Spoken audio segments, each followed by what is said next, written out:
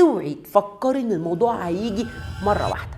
ربنا سبحانه وتعالى امرنا ان احنا ما نفكرش نغير غيرنا. يعني اوعي تفكري تغيري غيرك، لان ربنا سبحانه وتعالى قال لنا ايه؟ لست عليهم بمسيطر. غيري نفسك انت، ومن اساسيات تغيير نفسك ان انت تركزي على الحلو بيزيد، وتركيزك على الوحش بيزيد. شوفي نفسك بتركزي على ايه.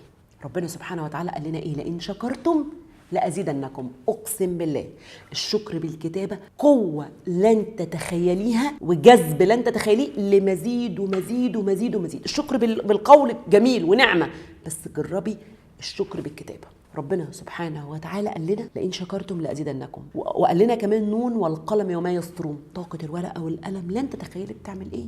الورقة والقلم دول كنز من كنوز ربنا.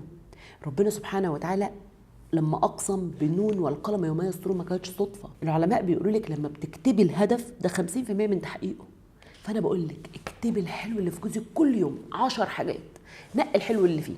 لما تاخدي كورسات او تاخدي ندوات اوعي تفكري ان الموضوع هيجي مره واحده. في حاجه اسمها سنه التدرج.